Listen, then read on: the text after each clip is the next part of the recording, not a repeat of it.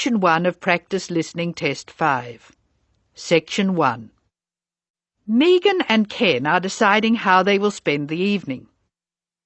Look at Section 1 of your listening test.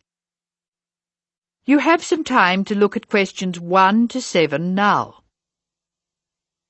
You will see that there is an example which has been done for you. The conversation relating to this will be played first.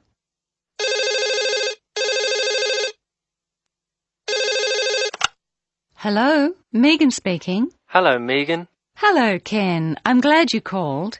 Thomas asked me to give you his telephone number. Is that his office number or his home number? I can give you both. His new home number is 9452 3456. Would you like his office number? I think I have it. Does 97314322 sound right? That's it. But the home number is 9452 3456. He moved in last week. Good. I've got that. Now, what would you like to do?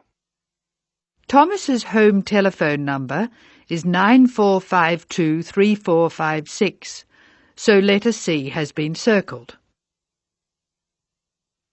Now we shall begin. You should answer the questions as you listen, because you will not hear the recording a second time. First, you have another chance to look at questions 1 to 7.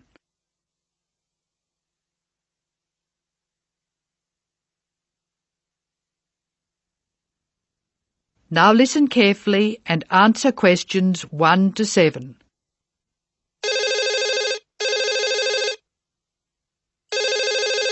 Hello, Megan speaking. Hello, Megan. Hello, Ken. I'm glad you called. Thomas asked me to give you his telephone number. Is that his office number or his home number? I can give you both. His new home number is 9452 3456. Would you like his office number? I think I have it. Does 97314322 sound right? That's it. But the home number is 9452 3456. He moved in last week. Good. I've got that. Now, what would you like to do? Well, I'd like to go dancing, but Jane's hurt her ankle, so she'd rather not. That's a pity. I guess it means she doesn't want to play tennis either. That's right. She says it's okay to go bowling if we don't expect her to do well. Okay, let's do it. I guess we can go dancing some other time. Well, I booked us some time at the bowling alley of Entertainment City. Do you know it? Is it on Smith Street? Down near the university? That's right. It's on the corner of Smith Street and Bridge Road. What time did you book for? The first booking I could get was 8 o'clock. Okay, it's 7 now. What do you want to do first? Well, I think we should leave now. We can meet at the bowling alley. I can't be that quick. I have to call Thomas to start with, and I need to get changed. Okay, I think I'll leave in 10 minutes and meet you in there. That makes sense. I'll take my car, so I'll be quite quick. I'll be out of here in half an hour. Okay. You're so lucky to have a car. You can get around so easily. Well, yes and no. I often spend ages driving around trying to find a park. The traffic can be very bad. Well, that won't be a problem for me, because I'll take the bus. It goes right past my door and I'll have plenty of time. Sounds good. Who else is coming? I think nearly everyone from the afternoon class will be there. Which class? The big maths class or the afternoon tutorial? The maths class. What's more, we get a concession for large numbers. That's good. I'm trying to keep my expenses down this month. So am I. I expect tonight will cost about $20. You must be good with money. I expect it to come to, nearly $40. So how are you going to manage that? Well, the bus is cheap, and if I come home early, I won't have time to spend too much. In any case, I have to be up early tomorrow morning, so I'd really better try to get home by about 11. That reminds me, I have to phone the taxi company for my mother. Goodbye, Megan. I'll see you later. Goodbye, Ken. Ken calls the taxi company. Listen and be ready to answer questions 8 and 9. First, look at questions 8 and 9. Now listen to the telephone call and be ready to answer questions 8 and 9.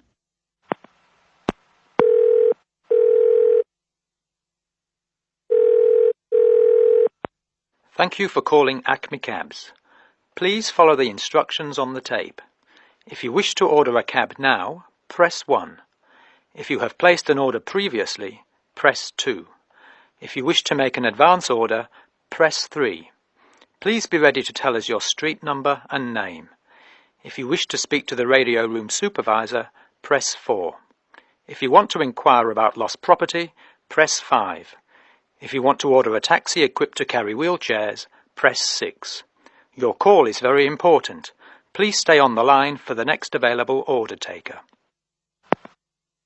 Hello, I think I left something in one of your cabs on Thursday. It was a brown paper package with an address written on it in green ink. Has anyone handed it in? That is the end of section 1. You now have some time to check your answers.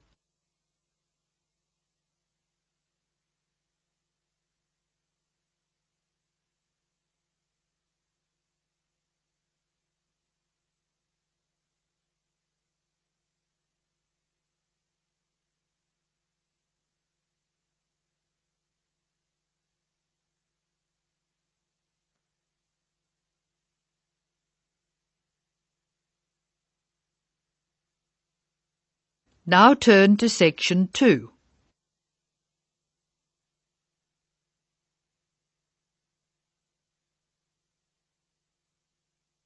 Section 2.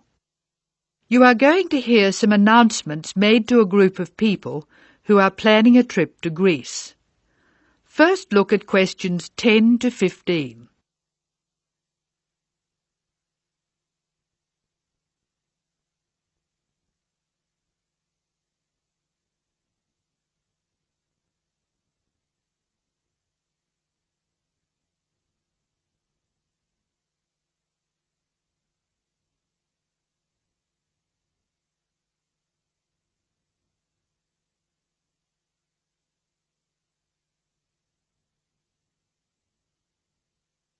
As you listen to the first part of the talk, answer questions 10 to 15. Write no more than 3 words or numbers for each answer. Good morning, everyone. I'm getting very excited about this trip to Greece, and I'm sure you are too. As you know, we didn't have all the details at our last meeting, but I can give them to you now. We'll leave London Gatwick Airport on British Airways next Wednesday. Please be sure to be at the airport by 6:30. I know it's early, but our departure time is 8:25 a.m. We're quite a large group and we don't want to have any hassles. Please be sure to have all your travel documents ready. We'll arrive in Athens at 2:25 in the afternoon and there'll be a vehicle there to meet us. It'll be a full-sized coach so everyone can travel together. We'll spend 3 full days in our hotel in Athens, although we're only being charged for 2 nights accommodation, which is good news. The second day we'll go to the National Archaeological Museum to see the enormous collection of ancient Greek works of art, antiques, statues, a brilliant display. We'll eat out at a typical Greek restaurant on Thursday night. It's going to be a very busy time in Athens. Friday morning and afternoon we'll visit historic sites, but we have nothing planned for the rest of the day. On Saturday we're off to the islands, the Greek islands of ancient myth and modern romance. Now the big news. At first we thought we'd take the ferry, but we've been very lucky to secure a sailing boat, which is big enough for all of us. I'm really excited about this part of the trip because we'll see the islands to the best advantage and we'll be able to cruise around and sleep on board. We'll get off at different islands and for one part of the trip we'll have people playing Greek traditional music actually on board with us. Now I'll pass out a brochure with all the details. Now look at questions 16 to 18.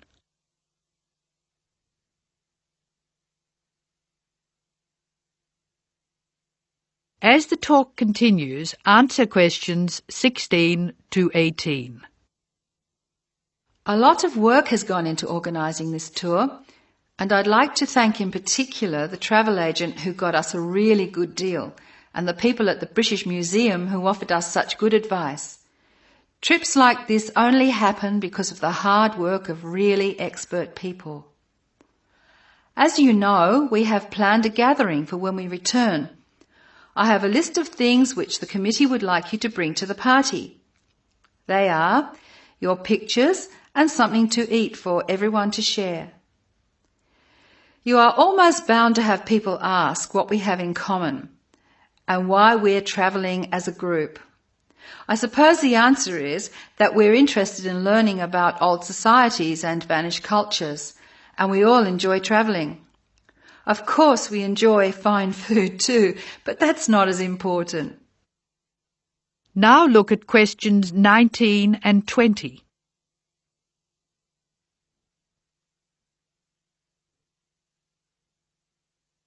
As the talk continues, answer questions 19 and 20. Oh, I nearly forgot the last piece of information. You'll see there are labels which I have passed around for you to put on all your luggage. Could you fill them in, please? On the top line, please write Greek tour, and on the lower line, write in block letters, I mean uppercase, the letters AA and the number 3. That's AA3. We need to have these labels clearly displayed to help the baggage handlers keep our luggage together on the different parts of our trip, so please don't take them off. That is the end of section 2. You now have some time to check your answers.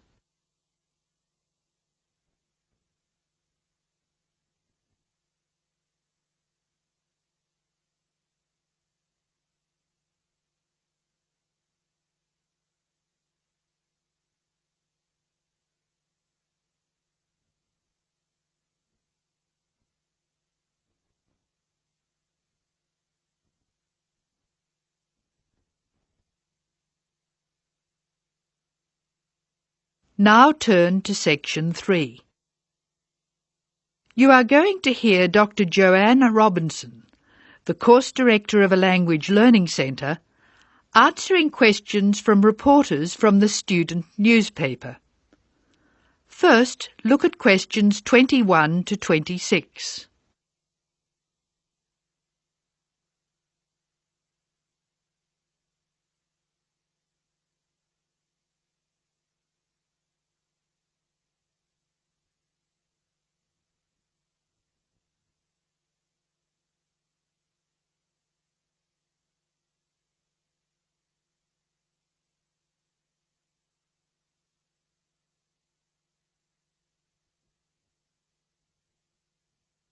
As you listen to the first part of the talk, answer questions 21 to 26. Write no more than 3 words or numbers for each answer. Welcome to the Language Learning Center. I'm Joanne Robinson. You must be the reporters from the Examiner. Please come in and sit down. Hello, Dr. Robinson. Yes, we're from the Examiner. I'm Cheryl Perkins and this is Don Klim. May I start with a question? Did this college really start with Brazilian students? It did. The Language Learning Center was founded in 1985 to look after a group of students from Brazil who wanted to study here. Those 20 students soon grew to 60, and as you can imagine, we had severe accommodation problems. Somebody said you were in the old amenities block, right near the engineering school. They have a good memory. Yes, we were there because the university hadn't believed we would expand so quickly. The problem wasn't solved until we moved into these new premises in Bancroft House in 1987. When did you start taking students from other countries? About 1990. We now have students from 13 different countries enrolled, and we expect a large group from Turkey next month. Yes, we've noticed a lot more advertisements for Turkish restaurants in our advertising section. Well, 40% of our students come from Turkey, by far the largest single national group, and I believe there's been an influx to the rest of the university. There are a lot of Turkish students studying hospitality. Do you offer anything special to the students? Yes, we do. There are several things which make us rather different from other language schools. English is certainly not restricted to English for academic purposes here. Sometimes we have extra classes for students who have particular courses in mind. And we have just said goodbye to a group of 30 Indonesian students who were preparing for a university course in agriculture. They came to us for English for farming, and they were with us for a long time. We miss them. How long do students usually stay at the Language Learning Centre? It varies, so I'll talk about the average. Most of our courses last for 5 weeks, but to make any real progress, a student needs to be here for at least 3 terms. That's 15 weeks. The students do better if they have a little time to settle in at the beginning of the course, and we offer an orientation course that lasts a week. Most students take it. It helps them to settle down, and it gives us plenty of time to test them and place them at the right level. How many people are in each class? We sometimes go up to 18, but our average class size is 14 students, and some classes have as few as 7 participants. It depends on the needs of the group. You were saying that you miss your students when they go. How do you attract students? I mean, how do they hear about the Language Learning Centre in the first place? We're included in the university advertising and marketing, and we have our own website. The thing which works best for us, though, is word of mouth. Students who leave us often send us their friends. In fact, a student who arrived today was carrying a photograph for me of a former student and his baby. It sounds like a nice place to be. It is. A lot of our students make lasting friendships while they're here. Now look at questions 27 to 31. As the talk continues, answer questions 27 to 31. Making friends with other students sounds special enough. I'd like to emphasize that in the student newspaper. We do try to get our students to be part of the wider university. How do you do that? Do you encourage them to join the sports centre, for instance? Indeed we do. The sports center is always looking for active participants, particularly in soccer. Oh, and something else. You might like to mention that we don't teach just English here. I mean, we're a language center, not an English language center. You may learn Spanish, Mandarin, and Russian here, and we can sometimes offer other languages. This means we can have some students who are native speakers of those languages as conversation partners for English-speaking students. Who can do these courses? At this stage, any native speaker of English. What about the people who are learning English? Can they do a non-English language course? At this time, only if they've almost finished their English language course. You see, we try very hard to involve students who are native speakers of English as conversation leaders, and we encourage our students to join groups on the campus. For instance, if they enjoy music, there is an active jazz group available to everyone, and that's a lot of fun. On the other hand, elementary students can't go to the drama group. Their English just isn't ready for that sort of activity. But the university choir welcomes all the singers it can find. They often do large productions that need a lot of voices. I imagine the special conversation groups are open to all your students. I wish they were. I'm sorry to say they're a special service we provide for elementary students only. Is there anything else I can tell you? I'd be really pleased if you could write about the courses we offer in foreign languages. I think our readers will be very interested in that. Thank you for your time, Dr. Robinson. Yes, thank you very much. Goodbye. Thank you for giving me the opportunity to talk about the center. It's always good to let the rest of the students at the university know what goes on in our classrooms and outside them. After all, many of our students leave us and then study for degrees in various disciplines on this campus. That is the end of section 3. You will now have some time to check your answers.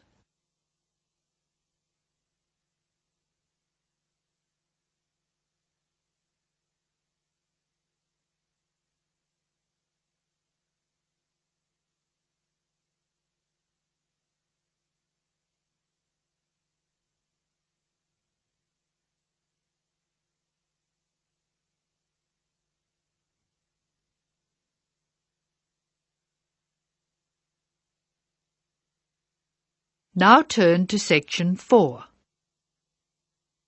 Section 4. You will hear a talk about the pitfalls and pleasures of being a postgraduate student. Look at questions 32 to 37.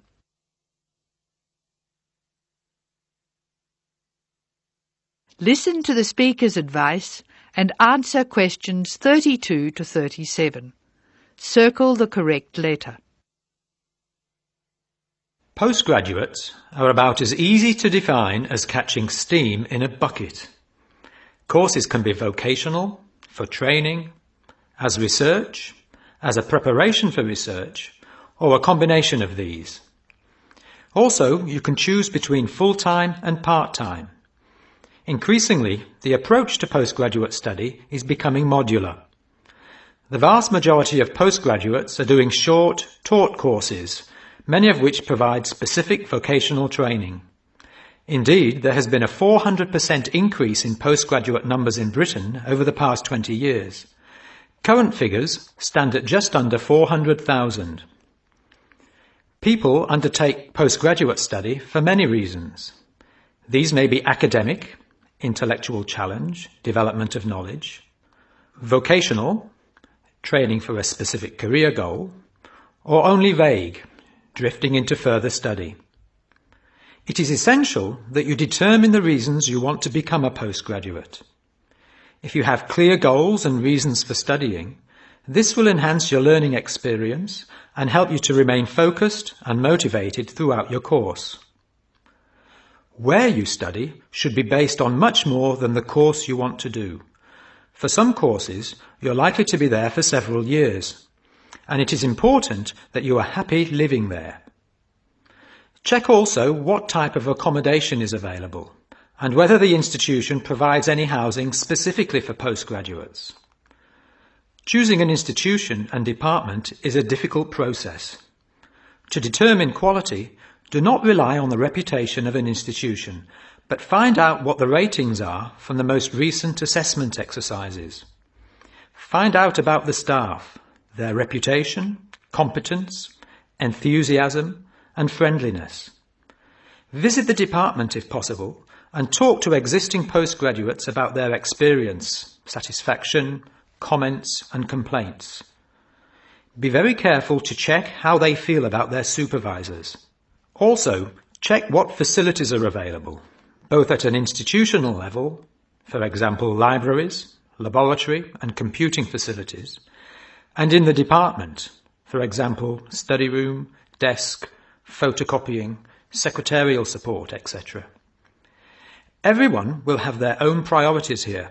I am always anxious to check the computer support available and regard it as slightly more important than library access. Your working environment and the support available to you plays an essential part in making your work as a postgraduate a positive experience. Life as a postgraduate can be very different to your other experiences of education. Things that can distinguish your experience are the level of study, independence of working, intensity of the course, the demands on your time, and often the fact that you're older than the majority of students. These factors can contribute to making you feel isolated. However, there are several ways you can make sure that this is either short-lived or does not happen at all. Many student unions have postgraduate societies that organise social events and may also provide representation for postgraduates to both the student union and the institution. Departments can also help to create a sense of identity and community, and often have discussion groups available. Don't be afraid to talk to staff about any difficulties you might be having. Of course, universities provide counselling services, but we have found that the best advice comes from talking to other postgraduates who may have faced similar difficulties. Look at questions 38 to 40. Write no more than 3 words for each answer. Financial planning is essential, since the government excludes postgraduates from student loans, and it can be difficult to maintain your student status with banks. This has implications for free banking and overdraft facilities. Do not underestimate your living costs, including food, accommodation and travel. And be careful not to budget for everything except a social life. Funding a course is one of the most challenging things people face when considering postgraduate study. Most postgraduate students finance themselves. They pay often very large fees to the institution and receive no maintenance income to support their study. Make sure you know exactly what your costs will be. Institutions often hide extra fees, like laboratory costs, behind the headline fee rate advertised. Funding can come from various sources: research councils, charities, trust funds, institutional scholarships, local education authorities, and professional bodies and organisations all offer various levels of funding. As I said before, the government excludes postgraduates from student loans, so it is essential you look to other sources. Career development loans are available from high street banks. The best advice on funding is to be proactive, persistent and patient. The postgraduate community in Britain is multinational, has a wide range of experience of life and work, and an exciting mix of goals, both career and academic. Being a postgraduate student should be a productive and fulfilling thing to do, and you will become part of a diverse and motivated social group. That is the end of section 4. You now have some time to check your answers.